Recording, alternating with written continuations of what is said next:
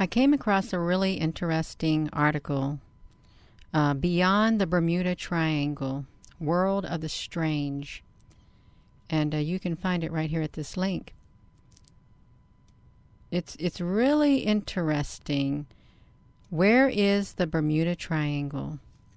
Whilst many eminent Atlantean authorities express differing opinions and ideas as to precisely where Atlantis was situated, I would refer to a reading given by Edgar Casey in 1932. The position the continent of Atlantis occupied is between the Gulf of Mexico on one hand and the Mediterranean upon the other. Evidences of this lost civilization are to be found in the Pyrenees and Morocco, British Honduras, Yucatan, and America. There are some protruding portions that must have at one time or another been a portion of this great continent. The British West Indies or the Bahamas are a portion of the same that may be seen in the present. If the geological survey would be made in some of these especially, or notably in Bimini and in the Gulf Stream, through this vicinity, these may be even yet determined. When Atlantis was finally destroyed, it sank to the very bottom of the ocean, and whilst the ruined temples play host to multitudinous underwater creatures, the great Atlantean fire crystals that once provided so much of the tremendous power and energy that existed in Atlantis can still, on occasions, be activated. Unfortunately, however, when the destruction occurred, some of these fire crystals were partially damaged, which has resulted in them only being able to project their energy rays at random. It is believed that each fire crystal would have been at least 20 foot high and some 8 foot wide. In Atlantis, these fire crystals would have been erected in a series of 3, thus creating a vortex of astronomical energy and a power of the first magnitude. From time to time, the force field emitted by these damaged Atlantean fire crystals becomes very powerful, and any plane or ship coming within the influence of this force field disintegrates and is transformed into pure energy. Hence the inexplicable and mysterious disappearance that has very often been blamed on the area of the ocean known as the Bermuda Triangle. Some scientists have advanced the theory that many of the planes and ships that have been lost and have been disappeared within the Bermuda Triangle have been transported into some kind of black hole or time warp. On a few rare occasions, ships that had been reported as having vanished have actually returned. The crew members, though, have all appeared to be insane, incoherent, and babbling wild stories. This has occurred because there are certain times when the force field projected by the Atlantean fire crystals is not strong enough to effect total disintegration. Mental disorientation results instead. It is very similar to someone who receives an overdose from a shock treatment to the brain. Not enough perhaps to kill or destroy the person, but enough to seriously damage the brain structure and to cause insanity and other forms of madness. The ramblings that all these crew members have related are hallucinations, thoughts of fear, and of unknown, indescribable horrors with which their minds cannot possibly cope. In addition to the damaged Atlantean fire crystals, the Timekeeper crystal still stands guard within the ruined Atlantean Temple of Healing. The great Timekeeper crystal, however, does not project its energies in the same way as the fire crystals because it is hermetically sealed.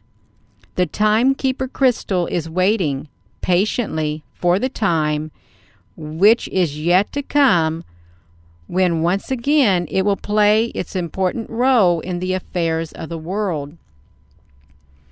Another unusual crystal find bears directly upon the use of crystals as the generator of a universal form of power.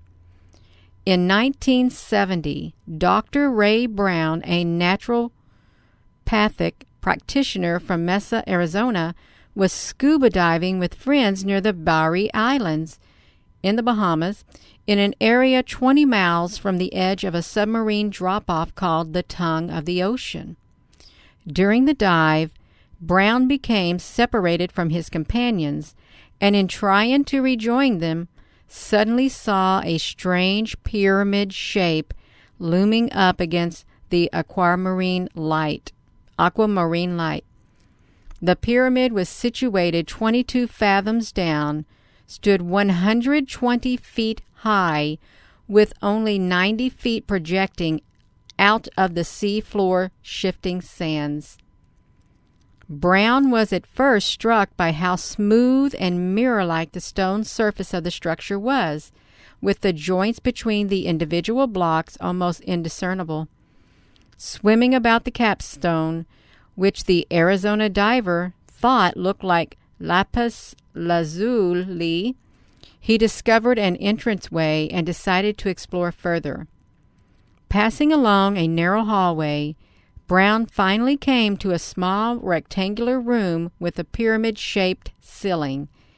What was amazing was that the room contained no algae or coral growing on the inner walls. They were completely spotless.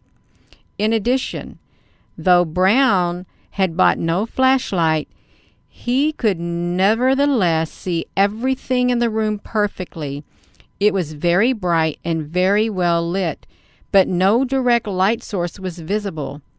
Brown's attention was drawn to a brassy metallic rod 3 inches in diameter, hanging down from the apex of the center, and at its end was attached a many-faceted red gem, which came to a point. Directly below the rod and the gem, sitting in the middle of the room, was a stand of carved stone topped by a stone plate with scrolled ends. On the plate rested a pair of carved metal bronze colored hands, life-sized, which appeared blackened and burnt, as if having been subjected to tremendous heat. Nestled in the hands and situated 4 feet directly below the ceiling rod, gem point, was a crystal sphere 3.5 inches in diameter.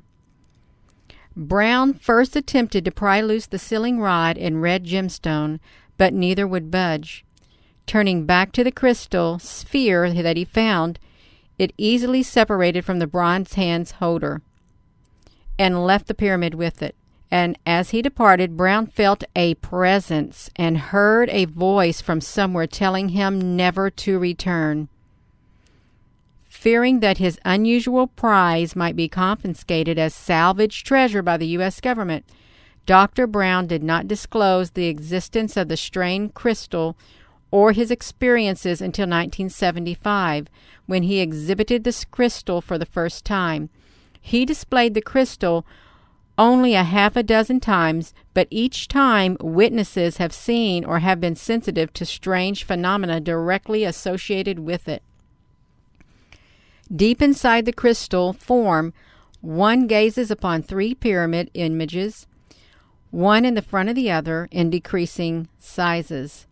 Some entering into a meditative state or alpha brainwave state of consciousness are able to clearly see a 4th pyramid in the foreground of the other 3. Psychic Elizabeth Bacon of New York may have hinted at the significance of the image.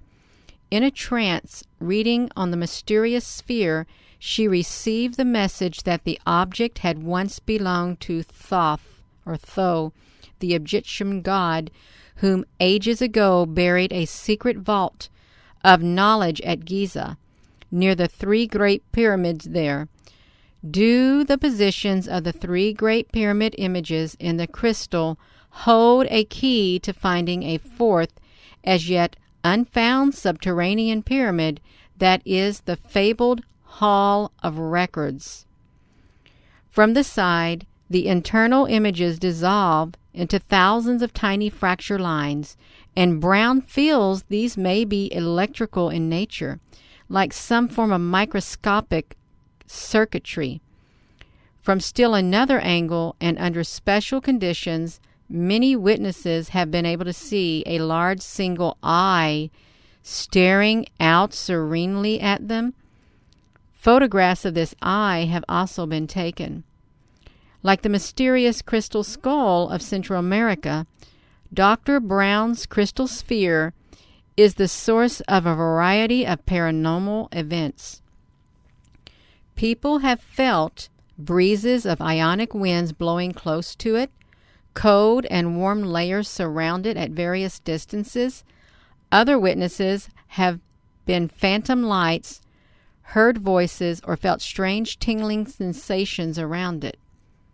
A compass needle placed next to the sphere will spin counterclockwise, then begin turning in the opposite direction when moved only 2 inches away. Metals are temporarily magnetized in close contact with it. There are even recorded instances where one person has been temporarily healed of an ailment by touching the crystal sphere, but then the next person to come into its strange reign took on the symptoms of the ailment of the other person, as if the crystal could draw out and then activate human disorders at will. Just what purpose of the crystal sphere was, and what role it once played in the enigmatic instrument that Brown found inside the sunken Bahaman Pyramid, remains a mystery, though of course there are some interesting possibilities. One ideal purpose is that the sunken pyramid once attracted, accumulated, and generated cosmic forces.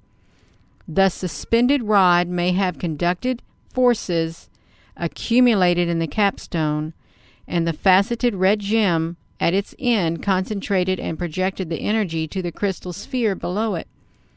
And the burnt and blackened hands, showing the evidence of an energy transfer, probably amplified the release of energies, while the crystal sphere acted as the tuner and broadcaster of the energies.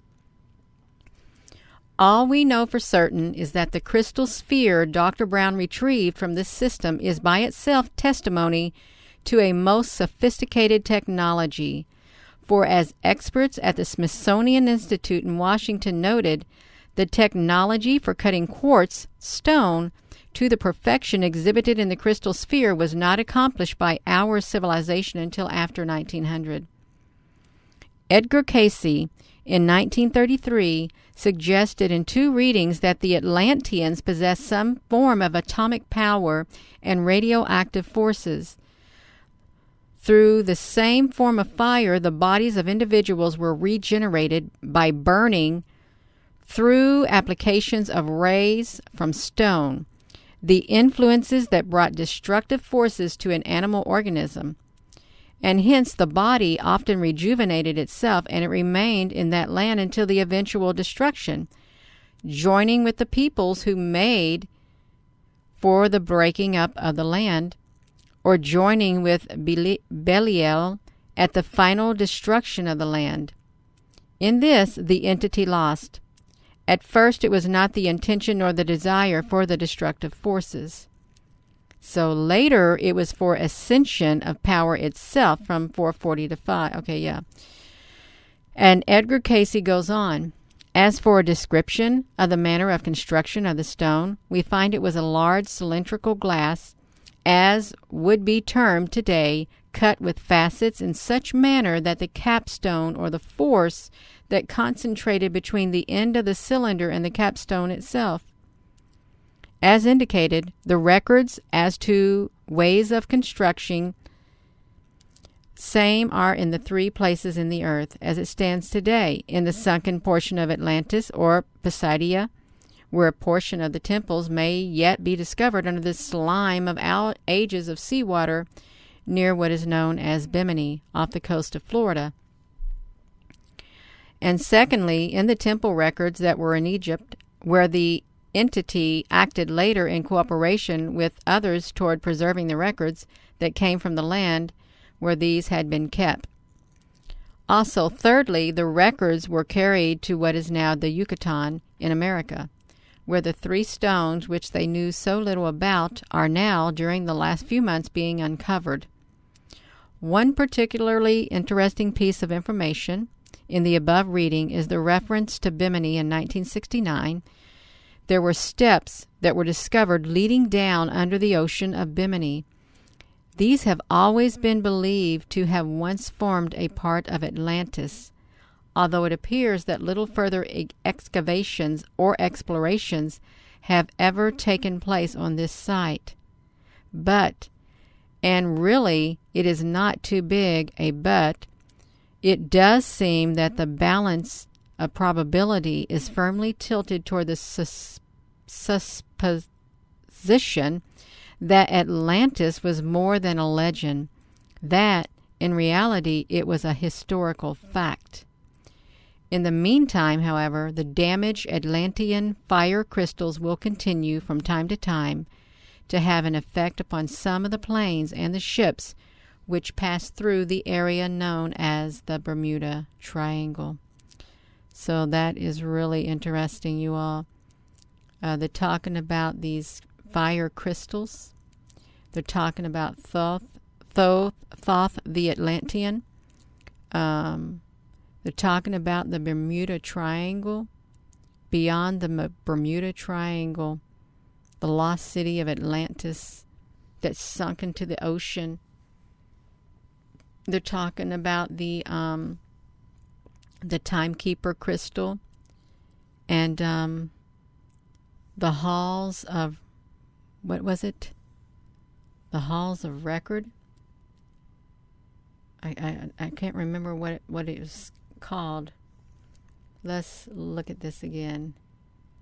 There's an Atlantean temple of healing. Also,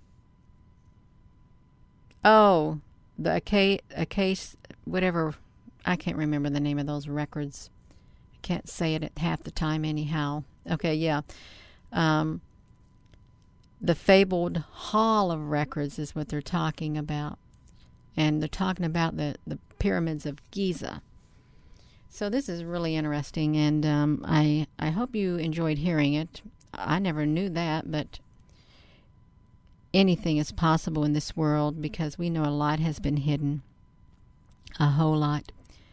So with that being said, hello wherever you are in any part of the world. Hello from my heart to yours. Love you.